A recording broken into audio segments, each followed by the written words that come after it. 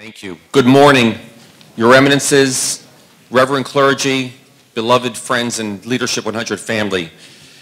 We are honored and thrilled to have with us this morning the Reverend Dr. John Chryssavgis, the Archdeacon of the Ecumenical Throne, theological consultant in the Office of Inter-Orthodox Ecumenical Interfaith Relations of the Greek Orthodox Archdiocese of America. His full biography is on your chairs, and he will be giving us his thoughts toward the Holy and Great Council that's upcoming in Crete.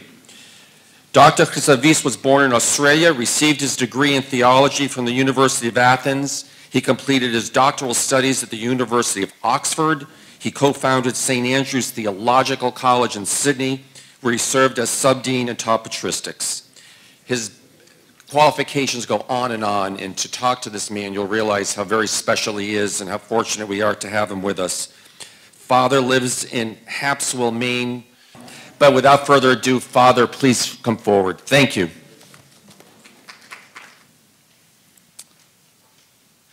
Let me say, first of all, what an honor it is to be invited to address you this morning. And I'm very grateful to His Eminence for extending the invitation.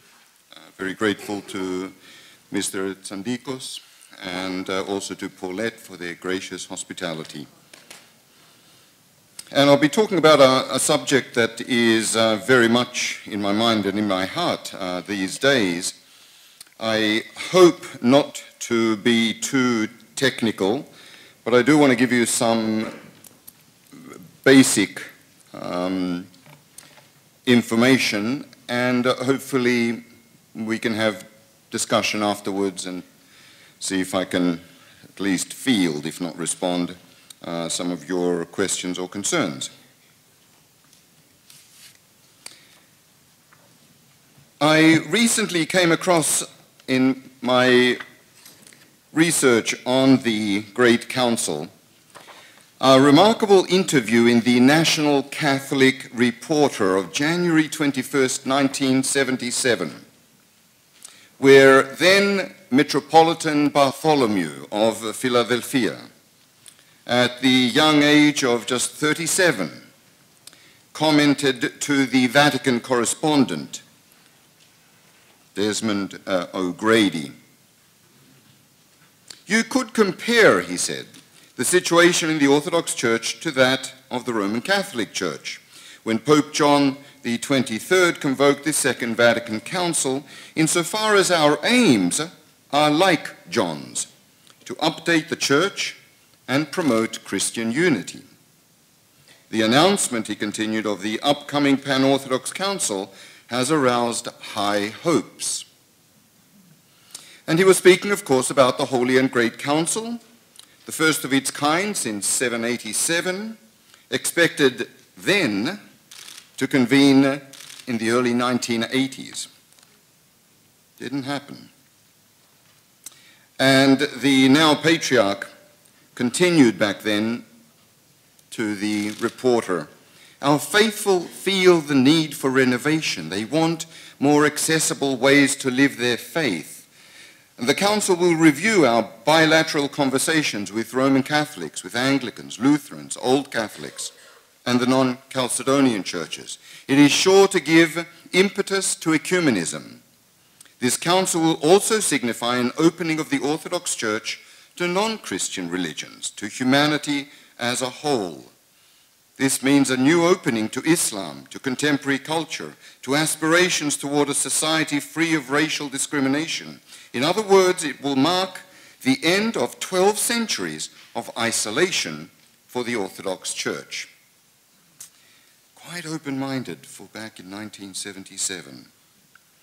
And I admit I've been deeply privileged to serve over the last 25 out of 31 years in my priesthood in one capacity or another, to serve His All Holiness, presently on a full-time basis with the gracious blessing of His Eminence Archbishop DIMITRIOS.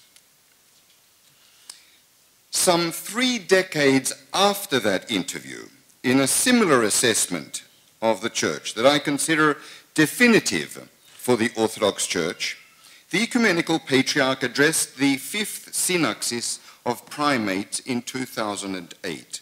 And he said, "We have received the true faith. We commune of the same sacraments. We keep the same typikon. We are governed by the same canons. But despite this, we must admit that we present an image of incomplete unity, as if we were not one church, but a federation of churches."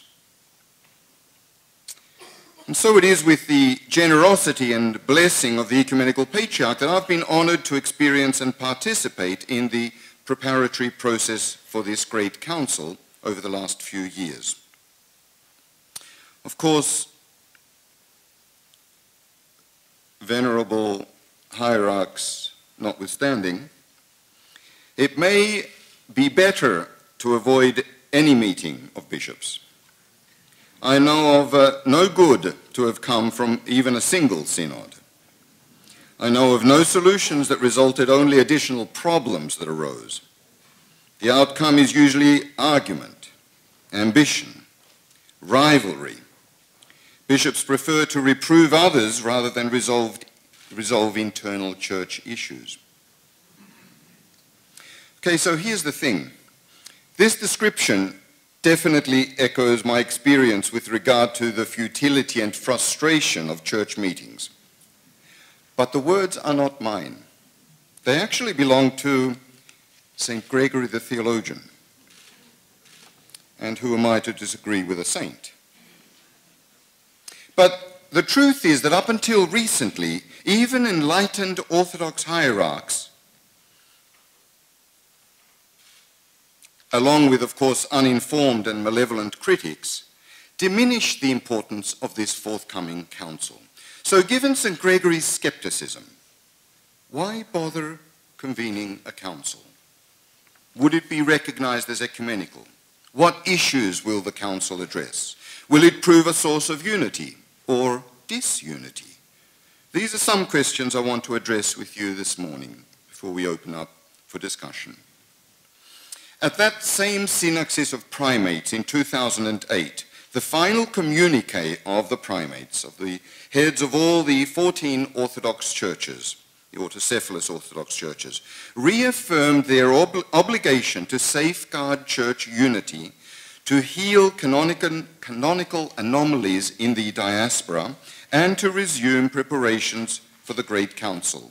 That was just in 2008. And when the primates assembled for their 6th synaxis in March of 2014 at our Patriarchate, arguably their foremost decision was to convene the Holy and Great Council. It was to be held at the Church of Agia Irini, where the Second Ecumenical Council was held. And it was to be held on Pentecost of this year, unless, and I quote, "something unforeseen occurs." And since that time, since 2014, that meeting in Constantinople, some churches have rejoiced in this decision. Other churches reiterate constantly the qualification, "unless something unforeseen occurs." One well-known Greek theological quarterly called Synaxis even published an issue of their journal entitled, "Unless Something Unforeseen Occurs." So the "unless something unforeseen occurs" Great Council, which will now be held, as we know, in Crete this coming June, has actually been on the table since the early 1960s with meetings in Rhodes, although plans and proposals began as early as the 1920s in Constantinople and the 1930s on Mount Athos. In all of those early meetings, the Church of Russia did not send representatives to the initial meetings because, I quote, "of complicated relations at the time with the state." Some things don't change. But the council that's coming up, this council in June, the council to be held in Crete, is in many ways unprecedented in that it will mark the first ever gathering of delegates from 14 autocephalous Orthodox churches, including the ancient churches, the ancient patriarchates, all of them except Rome. In the first millennium, there were only 5 patriarchates, located exclusively around the Mediterranean and monitored rigidly by the secular authority of the emperor, because someone had to supervise the bishops as well. Now, I'm not sure that it's correct naively to dismiss disagreements among Orthodox churches, and people do this. They play on the politics between Russia and Constantinople. I don't think it's right to just dismiss them as ecclesiastical rivalry, because while this kind of an impression is not entirely mistaken, and while the process is definitely, painfully frustrating, it remains a far more nuanced and representative process than perceived. Ours is not the Vatican, and it doesn't function like the Vatican, and it shouldn't function like the Vatican. But despite assessments by critics and pundits, cynical and constructive, we should not expect from the Holy and Great Council such radical consequences as the Second Vatican Council had for the Roman Catholic Church. First, while the Ecumenical Patriarch has responsibility and authority as the first among equals, he would never imagine, he could never impose primacy without collegiality. Second, all of the autocephalous churches are involved in the decision-making, which invariably also incorporates the local reception of any decisions of the Council. It's never a universal imposition of decisions. And third, while change in the Orthodox Church moves at glacial speed, it is always organic, neither reform from above nor revolution from below. It's the continuity of a living tradition. It's the succession of apostolic authority. Now, the Second Vatican Council marked the 21st Ecumenical Council for the Roman Catholic Church, 7 of which are shared with our Church. By contrast, the Orthodox have not sanctioned an Ecumenical Council since the 7th Council. You have those in your notes that Archbishop DIMITRIOS prepared, in 787. Some people maintain that the Council of Constantinople in 879, which actually referred to itself as a holy and ecumenical council, might be called the 8th such council because it incorporated all of the churches of the time, including Rome.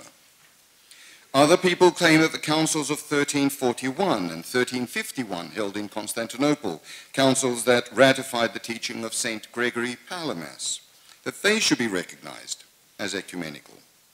And the same is sometimes said of other councils held in the 14th and 15th centuries. But most theologians still speak of 7 ecumenical councils. In some ways, I would suggest to you that every council is a confirmation and an extension of previous councils. So, can the Great Council be considered ecumenical? Canon law doesn't actually define any principles of ecumenicity. There's really only one test, and that is retrospective, acceptance and adoption by the people of God. A council of the Eastern Patriarchs affirmed, "Among us, neither patriarchs nor councils could ever introduce new teaching. For the defender of religion is the body of the church, that is to say, the people, who desire that its doctrine should remain unchanged from age to age, identical to that of its fathers." In the 1st century, the Apostolic era, at the Council of Jerusalem, described in the book of Acts, we read that, I quote, "The elders and apostles met to deliberate. The multitude kept silent." But it was not passive. Much like in the Eucharist, the Holy Spirit is invoked upon us first as people, and then upon these, your gifts. so too it seemed good to the apostles and the elders, we're told in the book of Acts, with all the church. The power rightly to divide the truth is granted not to hierarchy in isolation, but to the whole church in communion. So what will be discussed at the Holy Council? Certain detractors are quick to dismiss the council as inconsequential, claiming that no weighty doctrine will be defined at this council. But the truth is, I'm not convinced that bishops attending earlier councils did so with some predetermination that they were somehow destined by inspiration to settle a major theological debate or ecclesiastical dispute. I don't think people walked into the Fourth Ecumenical Council saying, this is going to be the big one. We will give them a dogma for the ages. That would be arrogance of the highest degree, even for men wearing black. Most councils actually focused primarily on internal issues, internal governance. That's quite natural. Councils are how the church is supposed to function. In the cute remark of Patriarch Daniel of Romania at the recent Synaxis in Geneva just less than a month ago, the forthcoming Great Council, he says, is not an eschatological phenomenon in the sense of being our last chance to meet before the last times, but it is a significant historical event reinforcing conciliarity. It's a perfect description of what's happening in June. Because you see, councils are what bishops are supposed to do. Councils are what bishops should be marking on their calendars. How did we ever lose sight of that? And once they were assembled, the bishops would deal with issues at hand, common problems. So the agenda of this, unless something unforeseen occurs, Great Council, is an opportunity to reveal the heart and the mystery of our church to a world that yearns for an account of the hope that is within us. But there's an air of paranoia that appears to cloud the agenda. And that's not an excessively inflated description for much of the reaction to the council. I mean, I never cease to be amazed at some of the things that come out of these church leaders. You know, when I attend these councils, these conferences and synaxes overseas, trust me, folks, thank God for the bishops we have in America. Okay? Way ahead of the game. I mean, how else do I justify the concern among official Orthodox churches now, official Orthodox churches, saying that there is a hidden agenda in the council? How do I explain religious websites, official religious websites, I'm not talking about the oddballs out there, official websites that suspect, I quote, top US officials setting the agenda specifically for homosexuality? How do I justify respected university professors in Greece who alert their followers to, I quote, phanariote schemes plotting unity with the papacy and Protestantism? How do I respond to respected Orthodox bishops, authors of books, spiritual leaders, who express their fears about, I quote, secret inter-Orthodox meetings? How do you handle that? And other detractors contend, and very seriously, theologically, that the ecumenical councils convened only to eradicate some treacherous heresy. But the notion that somehow contemporary challenges don't measure up to the glamour of early heresies is, I think, just another ruse for subverting the council. I'd love to sympathize with those who dust pews in search of Arians or search in religious haystacks for Nestorians, but they will more likely find their modern heretics among Orthodox believers who are intolerant of other faiths, or Orthodox faithful who somehow reconcile the gospel creed with secular greed. Or they might discover heterodoxy among Orthodox bishops, even here, unfortunately, in our country, who justify nationalism, ethnophilitism, as simply, I quote, differences in missionary or pastoral approach. Aren't these matters of truth and salvation? Aren't these issues of life and death? Is it just the filioque or the Pope that scandalizes us?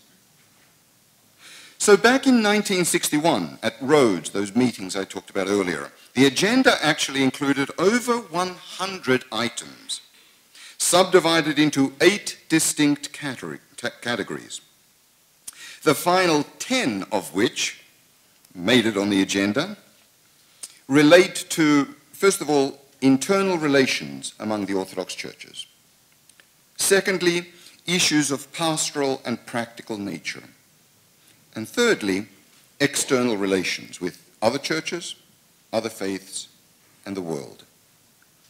And over the past 18 months, there have been 2 special committees, a pan-Orthodox preconciliar conference, and a synexis of primates that labored to revise and finalize those documents on the agenda. Here's a brief rundown of where they stand.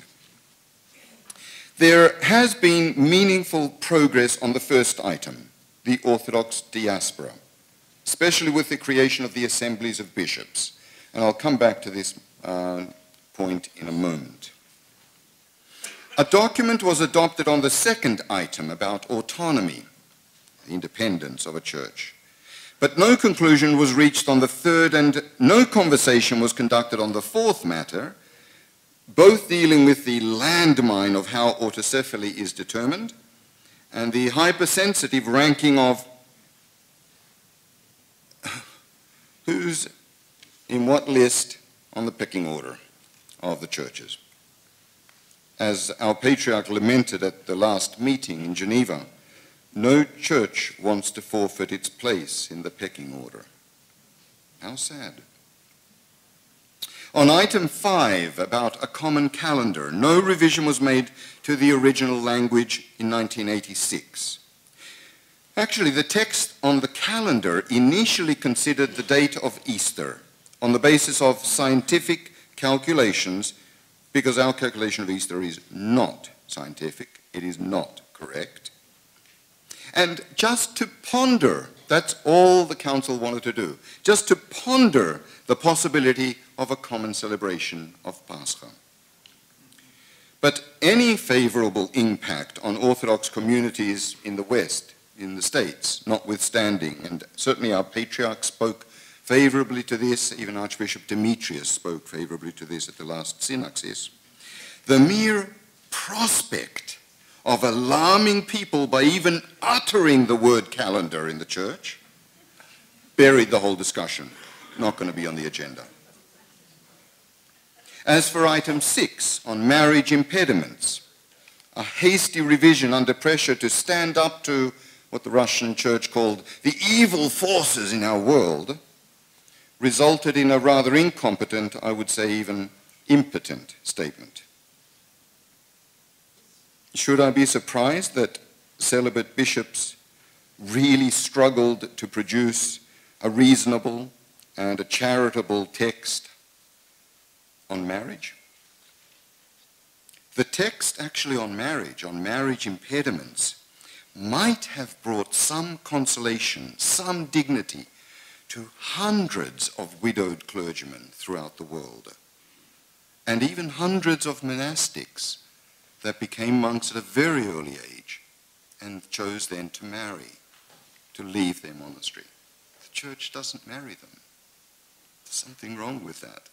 There's something wrong with dealing with the pecking order over that, for sure.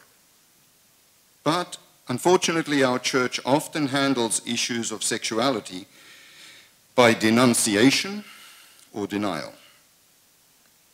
As for item 7 on rules of fasting, the church knows what the rules on fasting were about. This is not an opportunity for the church to tell us how important fasting is. It's there in the tradition. But the original item was supposed to discuss fasting regulations in missionary fields, in Western societies. Instead, the document that we have on fasting only reaffirms the strict rule of fasting and doesn't go any further than that. Somehow our bishops feel that that's a huge success of orthodoxy. Items 8 and 9 deal with inter-Christian dialogue and ecumenical dialogue. They were combined into a single text, and there is a good text on that, but I'll talk about that in a moment. And item 10 on the role of orthodoxy today in the world was adopted but not signed by everyone, at least up until a few weeks ago. So the texts are actually imperfect. They really are. They're even incomplete.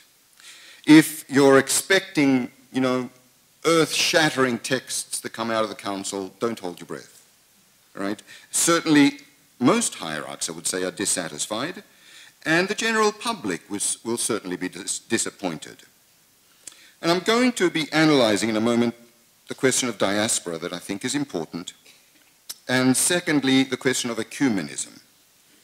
But was it realistic to expect more of our churches?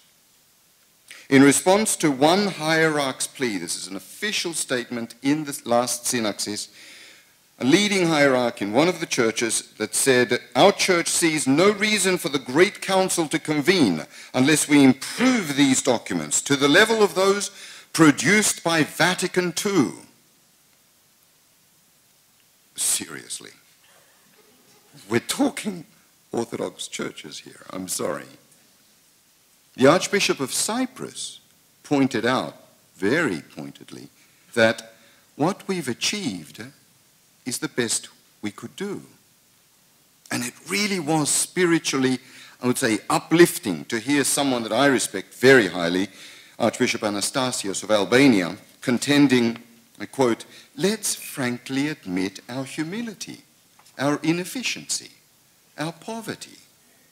And he added, "Our documents are the deficient, even defective prosphoron that we offer to God, who alone can transform these into the body and blood of Christ."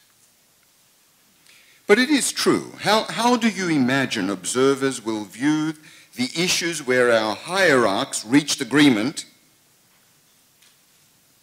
marriage impediments and fasting, that's where they reached agreement, or where they chose to differ?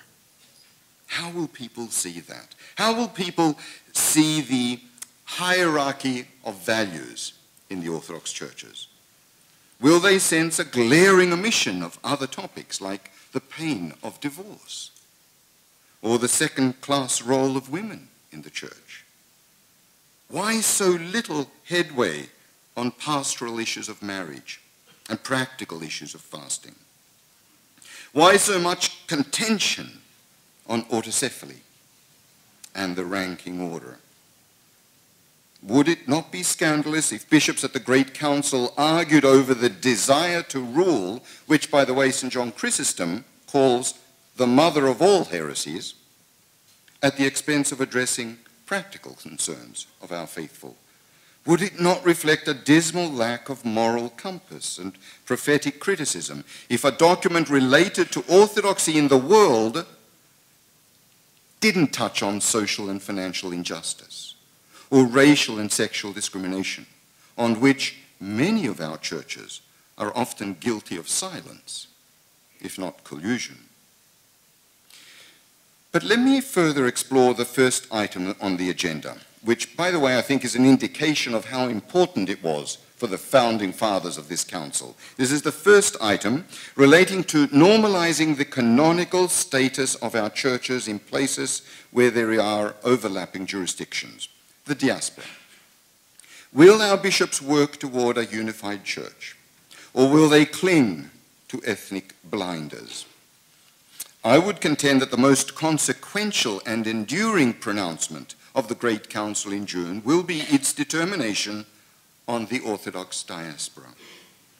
The question is whether churches in the United States, Western Europe, and Australasia, comprising immigrants and converts long established in their new homelands, miles away and cultures apart from their mother churches, have the single-mindedness and the commitment to work in harmony, to speak the truth in charity, without calculation. It really is regrettable that many Orthodox churches seem to be retreating into a sheltered, albeit stifling, provincialism, which they explain, they even excuse as pastorally more urgent than concerns of communion and collegiality. It is depressing, I would say, even deplorable to see contemporary leaders exposed to, educated in the global challenges of our modern world, less interested in transcending parochialism and prejudice than their predecessors, who were actually restricted by the oppression behind the Iron Curtain. How can we so brazenly justify this heresy, sometimes even theologically? In 1872, a council in Constantinople, I quote, decried, denounced, and condemned ethnophilatism, nationalism, emphatically declaring its proponents schismatics. And in 2009, the Fourth Pan-Orthodox Preconciliar Conference in Geneva unanimously established the assemblies of bishops that we know in countries with overlapping jurisdictions, a decision unanimously referred for approval to the Great Council. That's where that is up to. And the mandate of the assemblies of bishops is to safeguard Orthodox unity and to advance the swift healing of canonical anomalies in the Church. I don't think the assemblies of bishops are some magical solution or some indispensable structure or some perfect resolution, but they are a way of moving to that. They are a way of growing into unity and trust. The unfortunate rise of religious nationalism in the 19th and 20th centuries rendered our churches increasingly independent of each other and imperious over one another, a practice that ultimately differs very little from the Roman primacy. So despite whatever justifications people may have, we should frankly admit that our churches have flagrantly diverted from the canonical principles, the apostolic principles of the early church, of 2 millennia, in fact. We must frankly admit that we are relentlessly enticed by the exotic character of pan-Hellenism or pan-Slavism or pan-Arabism. Our ultimate vision should always remain a united church. The other item that I'd like to examine briefly concerns relations with non-Orthodox churches. I don't think that we can continue disregarding Orthodox isolationism and its attending fundamentalism that consider dialogue with others as contamination or heresy. The tyranny of fragmented truth blinds people to the fullness of truth, whereas the Spirit of truth leads us, as Scripture says, into all the truth. Think of how some of these saintly theologians, like St. Photius the Great or St. Mark of Ephesus, those genuine confessors, those giant pillars of orthodoxy, think of how they are frequently parodied as mirroring the conscience somehow of the most orthodox of orthodox among us, though I would contend that they were far more receptive to dialogue than many of their small-minded contemporary cheerleaders. Listen to St. Mark of Ephesus in the 14th century. We need investigation and conversation in matters of theological doctrine and disputation. That doesn't sound like the way Mark is portrayed by fundamentalists. So that, continues St. Mark, compelling and conspicuous arguments may be considered. Profound benefit is gained from such conversation if the objective is not altercation but truth, and if the motive is not solely to triumph over others. Inspired by grace and bound by love, our goal is to discover the truth, and we should never lose sight of this goal, even when the pursuit is prolonged. Let us listen amicably to one another, so that our loving exchange might contribute to consensus. That is such a clear description and definition, I would say, of what our patriarchate is all about. It doesn't imply resignation to denominationalism or minimalism in the church. The church is always seeking the whole truth about the whole of humanity in the whole world. Let me also sort of give you an insight into one of the, I would say, most paralyzing factors in the preparatory process for this great council. And that is the introduction of the principle of consensus as a way of appealing to or appeasing some of the churches. So the understanding is that unless all of us agree, then nothing is going to move ahead. Well, that's actually fairly dangerous as a concept. But it is the way, the method from 2009 that the assemblies of bishops function, that the synaxes of primates function, and now that the Great Council. All decisions are to be, I quote, taken by consensus. In particular, the Church of Moscow flaunts this as a trophy, that they somehow secured this for the council. But how did voting take place in the early church? Since unanimity echoes uniformity, there was no church in the first millennium, not even Rome, that could veto or control the ultimate decision. From the mid-3rd century, based on Roman law, decision by majority was the general practice. Majority vote was actually considered proof of tradition. It was actually, of course, inspiration, not numbers, not power, that ultimately spoke, but a majority of votes meant some sort of affirmation of the mind of the church. So later on, for instance, to invoke the presence of the Holy Spirit, a copy of the Bible would become a prominent and permanent fixture in the center of the council. That's how it's been in the synaxes, that's how it's been in the preparatory meetings, and that's how it will be in the Great Council. There will be a gospel in the middle of the meeting. Professor Ramsay McMullen, a friend of mine formerly of Yale University, writes, "Democracy teaches the equation many is good. But a truer understanding in the church suggests another equation, that many is God. In voting, there was a power beyond the human that might assert itself. Argumentation going off track," he says, "invited divine rebuke."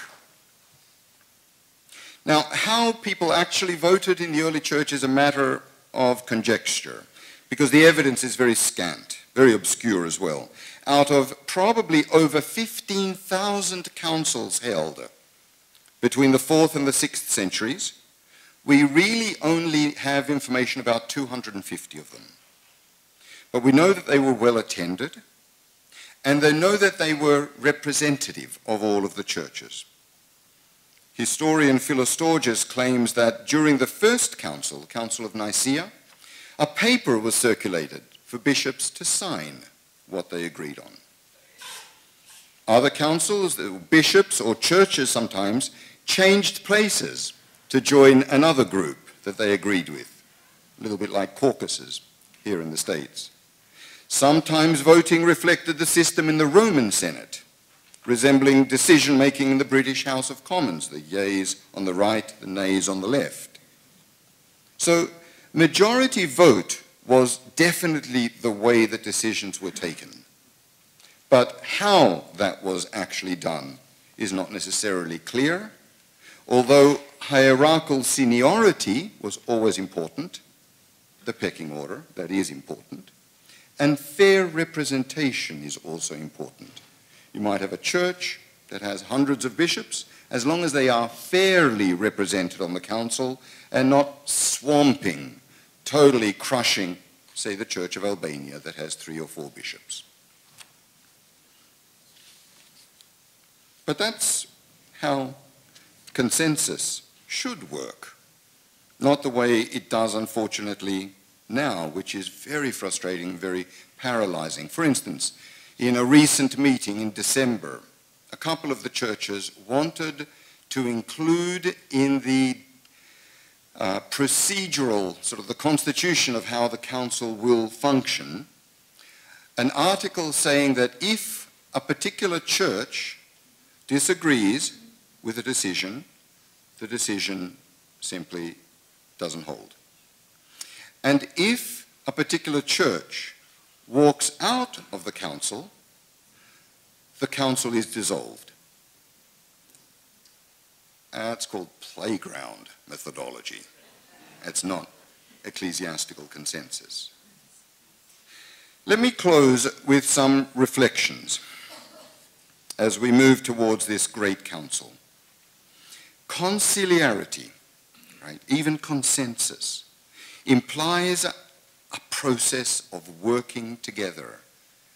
And the Orthodox churches have not gotten used to that process of working together.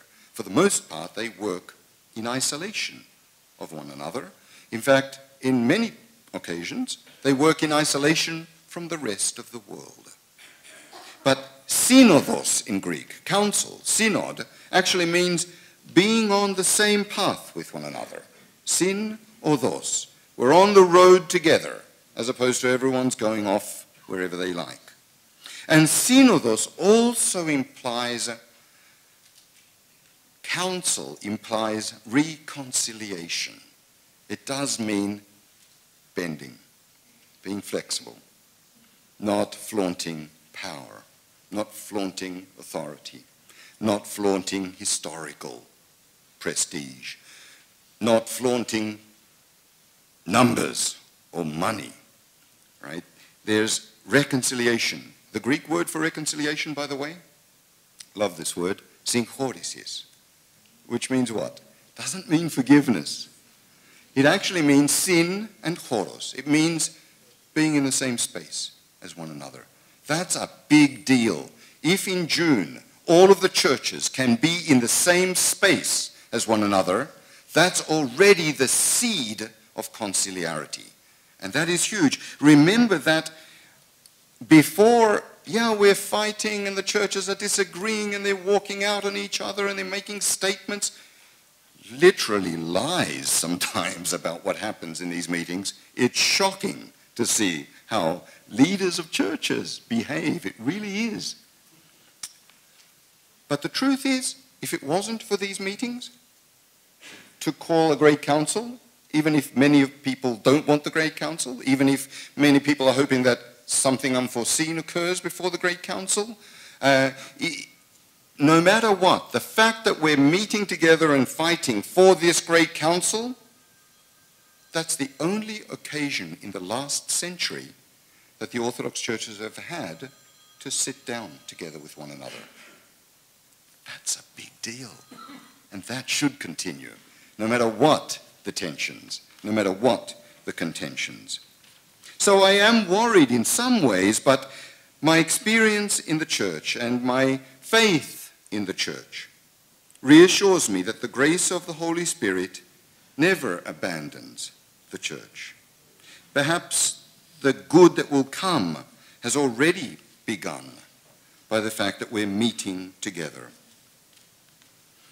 My friends, I was struck by the piercing insight of, again, Archbishop Anastasios of Albania at the Synaxis a few weeks ago, when he reminded his brother primates that, I quote, "The Great Council is not a new council or a facsimile council or a photocopy of previous councils that somehow must resolve every menacing problem that exists in the church. Our council has another purpose," he said. "It is telling people that in a troubled world, we care. In a troubled world, we cannot remain silent. At a dark time, we have a word of light." That's what I'm hoping for from the Great Council in June in Crete this year. Thank you.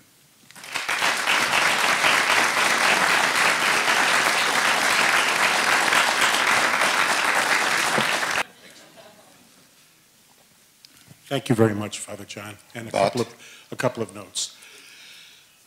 This will be the first time that we're gathering in a post-nationalist context. You know, the 7 earlier councils that you referred to that we consider ecumenical, there was a common culture, a common language. Mm-hmm. There may have been interpreters, I suppose, to help with Latin to Greek things, mm-hmm. but Bulgarian, Romanian, Russian, all those various languages, that creates a challenge. That makes this different in character. And another thing that makes it different in character, it seems to me, is that those previous councils were not only convened by the emperor, that's not the important thing for me, but they were paid for by the emperor. It was free passage to these places, and you stayed there at the emperor's expense until the business was done. So it wasn't... Or until the emperor didn't want to pay anymore. Okay, well, there's that too. Because they'd reached a certain point that he was happy with. Yeah, but I mean, sometimes this took several months. Yes. Yeah. And also to compare what we're doing now to the Second Vatican Council, which was in session for 2 years, you know, that's just, it's unflattering, you know, it doesn't, we can't produce on that level, you know. I was hoping that what these papers are cause for conversation. I didn't think that these position papers that were coming together are just to be read aloud and ratified. I thought that changes could be made in the process of the meeting. Is that not the case? That is true, yes. Okay. But so there has been a lot of discussion, and there has been at least some sort of unanimous decision or adoption of these papers in their present content, mm-hmm. that hopefully won't start a discussion, you know, from scratch. Okay. That's all. Thank you. It will take time. It takes time to develop a democracy. It takes time to develop, I don't know, Robert's rules.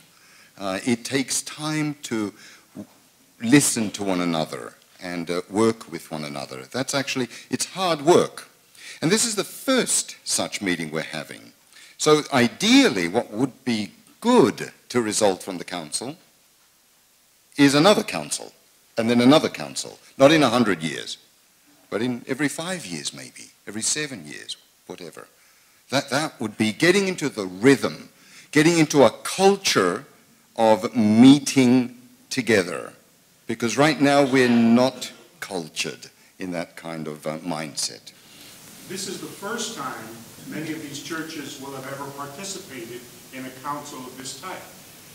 I was very struck by the coverage of the Pope's meeting with the Patriarch of Moscow last Friday, when it was described as the first meeting of these church heads in 1,000 years. When the Patriarchate of Moscow dates from 1589. 1,000 years ago, 1,000 years ago, there was a metropolis of Kiev. Yeah. Moscow wasn't even the center of the church. That's very right. 1300s. That's very right. So, and Kiev had been in existence for 50 years. Yeah. So the thing that's problematic for me is, you know, the agenda is being driven by people who don't remember a relationship with God. Mm-hmm. And so are not nostalgic for it. They have come into the church after lines have hardened. Yeah. And they perceive Rome from the beginning as a threat. Yeah. But I agree. not like we have as a lost brother. That's very important, and I think that it's important for us to remember, for you to remember, as you see either the texts or the decisions coming out of the Great Council. Don't expect what you might expect from a Great Council, precisely because we have so many churches among the 14 that have not been exposed to other churches, as in other Orthodox churches, let alone other Christian churches or other faiths. So when the Church of Georgia, for instance, speaks about marriage, they're not going to talk about mixed marriages. They're actually going to say they shouldn't be allowed. So there shouldn't be an Orthodox marrying a Roman Catholic. I'm not talking about a Muslim. Okay, so part of conciliarity is going to be us being a little patient for others to catch up. It can also be frustrating, of course, because it could take some time for the Church of Georgia or the Church of Russia to catch up.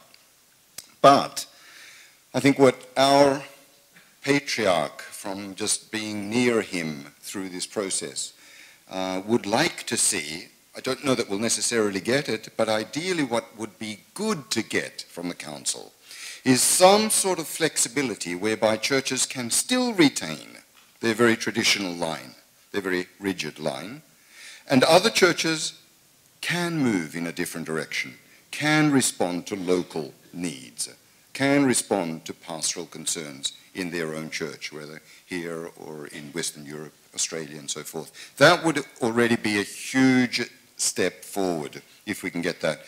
I don't know that we can necessarily get that, because remember, it's consensus. It takes one church to say, no, that's not what the canons say. And there's no decision.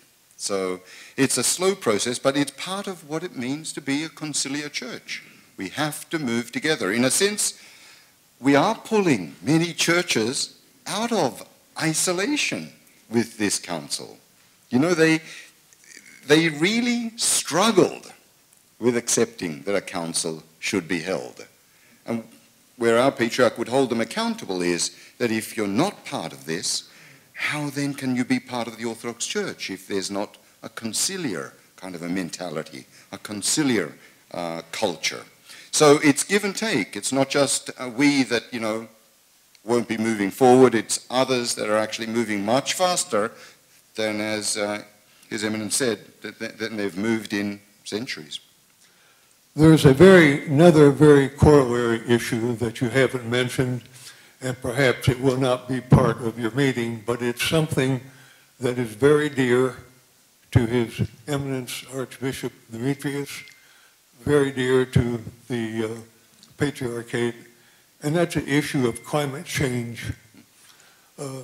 That is very important to the world. This would give all these churches that are assembling the views of the Patriarchate and of His Eminence. And I was wondering if this issue will come up in your meetings. If it doesn't, I would very much like to spend a few minutes with you privately. John Sidolides, who unfortunately is not going to be here, he had to leave yesterday, but he and I work a little bit together on these issues, and I'd like to get your comments. Yes. So it is there. It did not get in easily, I can assure you of that. There were churches that said this is not an issue, or other churches that fought it as a Western fad or whatever.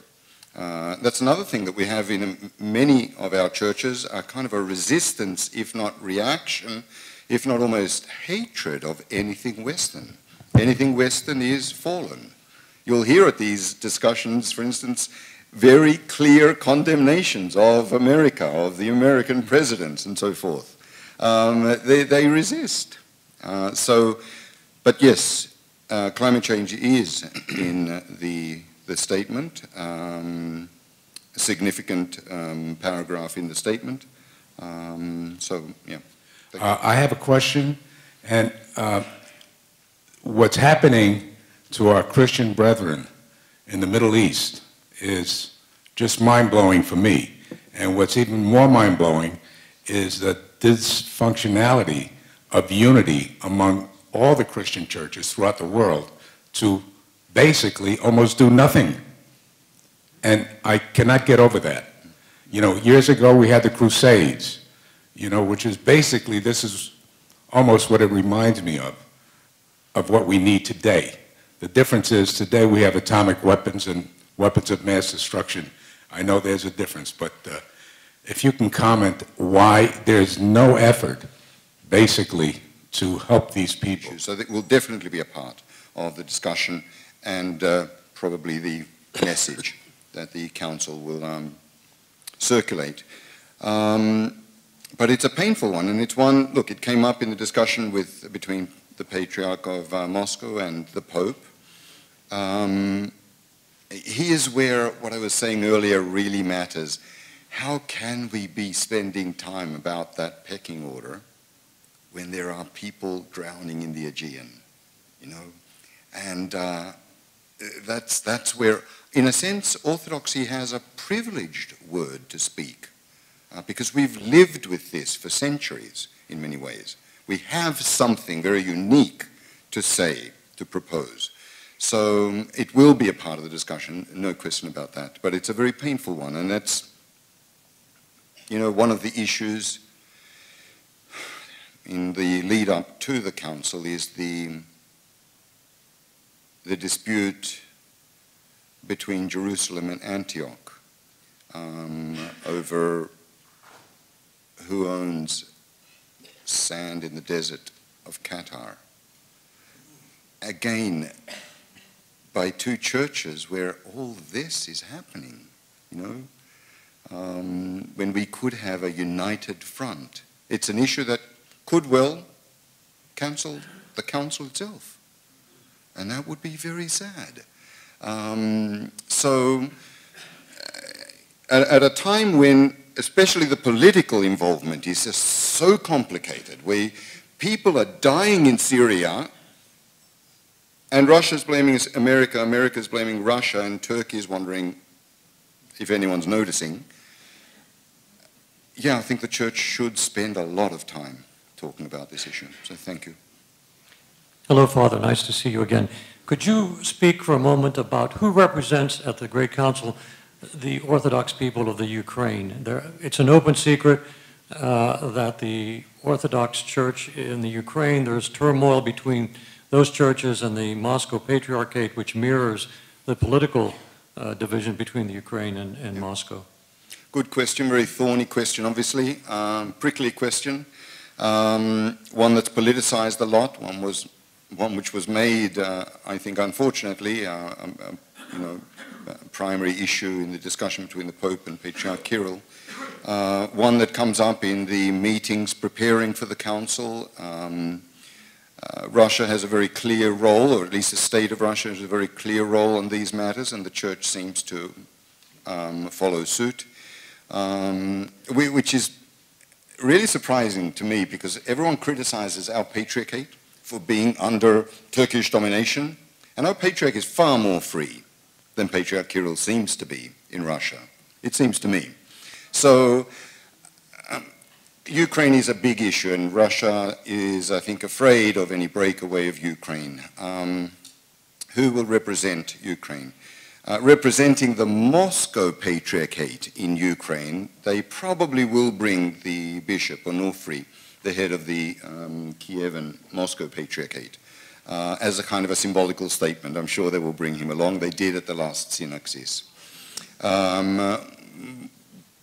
The so-called schismatic group, the independent group that represents, I would say, a lot of the Ukrainian people under Archbishop Filaret, will not be represented, because Moscow has made it clear that there should be no schismatics represented at the Council.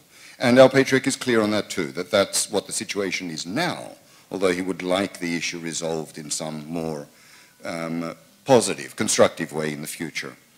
So there won't be an actual, Ukrainian delegation there from the so-called Schismatic Church of Ukraine.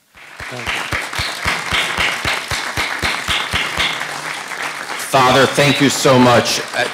I've had the privilege and honor of spending some private time with Father, and he's more fascinating than he even presents himself. And thank you. This was absolutely brilliant. You've educated us, you've uplifted us, and our prayers will be with you and the leaders who meet in June. Please come back and speak to us again after the council so we know when the next one is in plan. Travel safely. Thank you, Father.